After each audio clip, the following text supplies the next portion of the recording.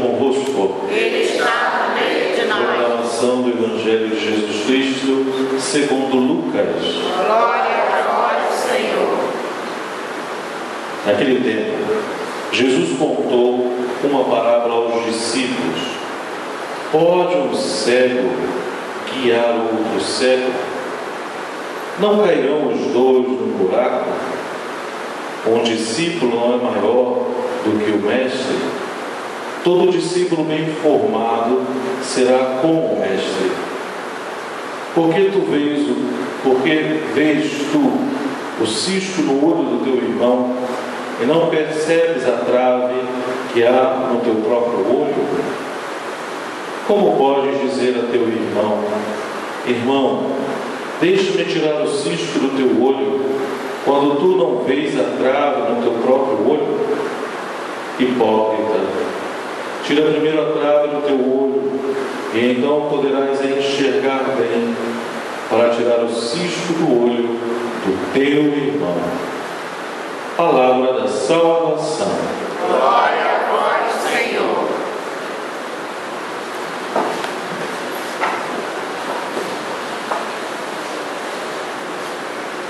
Nesta noite tão bonita, nessa celebração tão especial, quando nós acolhemos a visita da Mãe Rainha em nossa paróquia, nós nos deparamos com uma leitura, a primeira leitura, que cá entre nós é maravilhosa.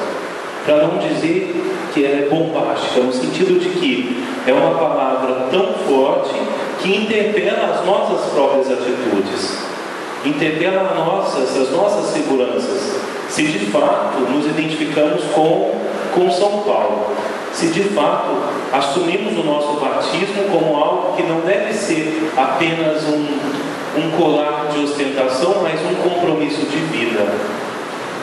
Diz assim São Paulo na carta aos Coríntios, no trecho que nós ouvimos hoje: irmãos, pregar o Evangelho não é para mim motivo de glória. Muitas vezes a gente pensa: não, eu vou assumir um compromisso na paróquia, eu vou ser uma pastoral, e aí a gente vai se gabando e se inchando pensando que isso é glória, mas não é não. Por quê? Porque é uma grande de uma responsabilidade.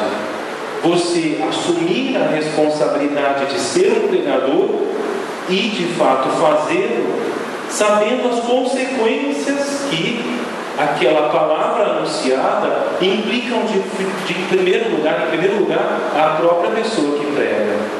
Continuo. É antes uma necessidade para mim, uma imposição.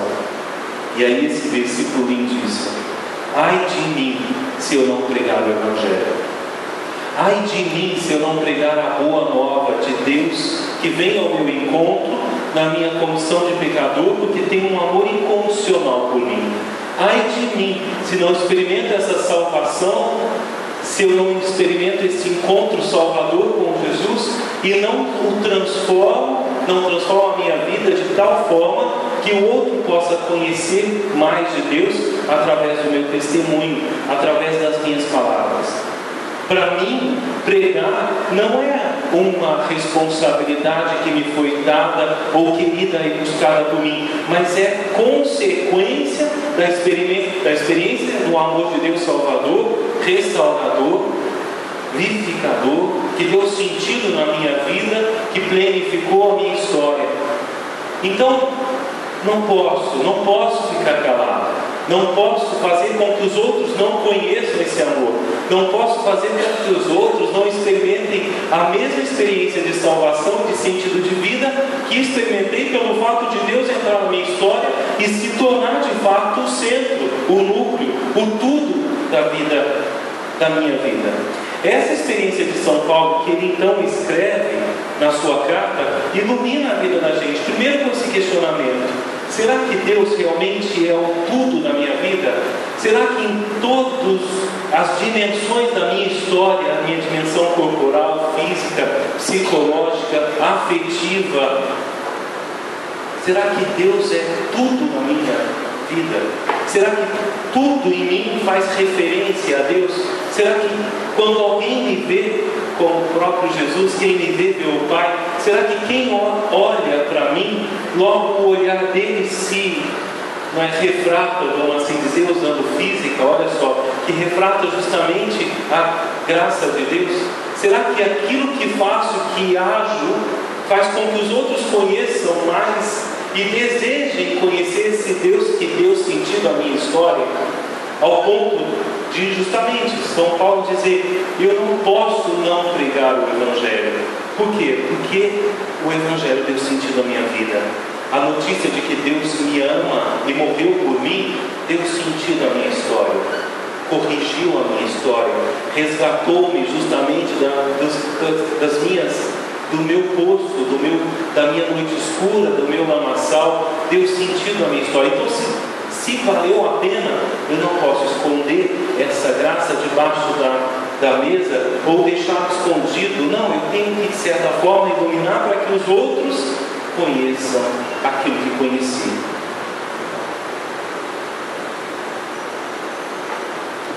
Mas aí tem alguma coisa que chama a atenção. Para viver essa pregação, para viver esse anúncio do Evangelho, é necessário que a gente experimente a graça e também corrija a nossa própria vida, numa disciplina, inclusive, que se torna exigente.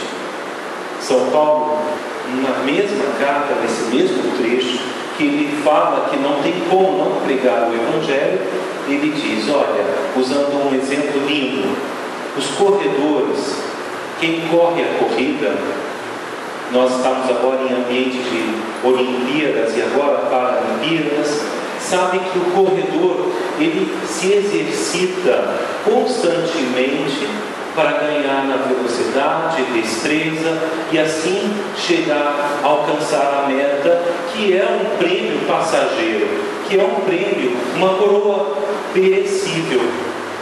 É uma medalha, um reconhecimento nos jornais que passa. Mas veja, para ele chegar e se tornar um campeão, ele precisou exercitar-se. Ele precisou todos os dias, não é, ter uma alimentação, uma rotina que fizesse com que ele se tornasse um campeão.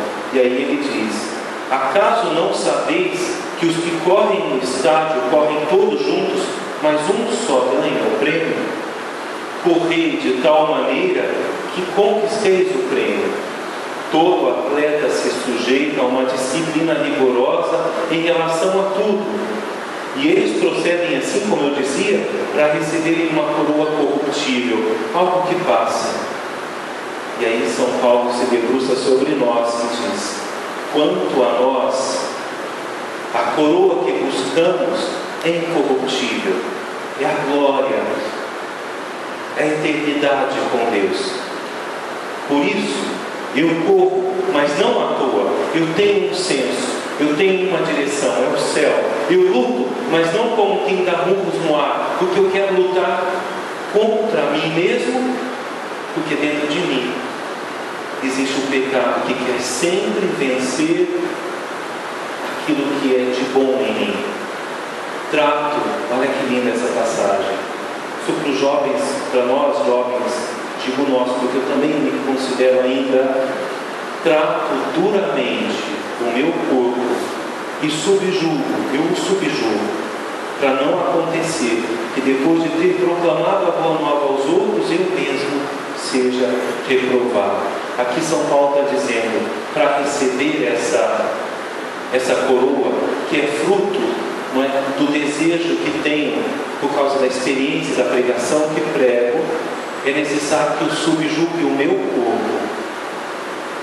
O que quer dizer isso? Quantas vezes a gente diz: mas Padre, veio dentro de mim e eu não consegui segurar a língua, e xinguei ele e falei mal. Eu tenho que ter a coragem de colocar rédeas na minha língua. Ah, mas Padre, eu sou homem, eu olhei aquela menina e não teve jeito, eu tenho que disciplinar o meu corpo. Ah, mas Padre, está tão fácil, foi tão fácil pegar o dinheiro na carteira da minha mãe, do meu esposo, estava ao alcance das minhas mãos.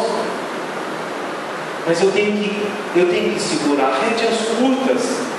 Eu tenho que fazer com que a minha vida se torne coerente com aquilo que prego, para que a minha pregação, aquela que ele mesmo disse, ai de mim se eu não evangelizar, a minha pregação seja acreditável.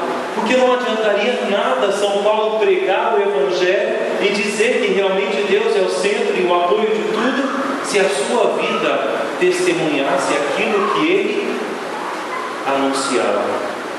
Então a liturgia de hoje, a leitura de hoje nos ensina, nos exorta a se perguntar se realmente Deus é o centro da minha vida e se desse centro brota o desejo que outros conheçam, então a minha pregação ela se torna eloquente, por onde eu passar eu vou e vou falando, vou anunciando, vou comunicando que Jesus é o Senhor, chamo meu vizinho para ver o texto, testemunho com os meus colegas da escola, faço com que os outros conheçam Jesus Cristo. Será que a minha experiência com Jesus faz com que eu comunique Jesus aos outros?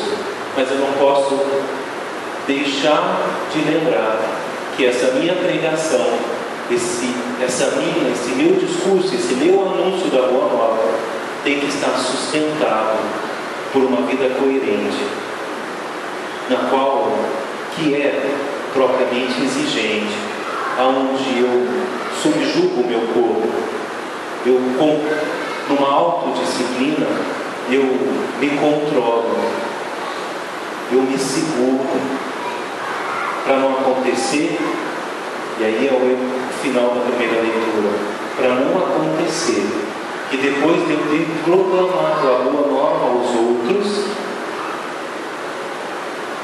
eu seja reprovado. Imagina.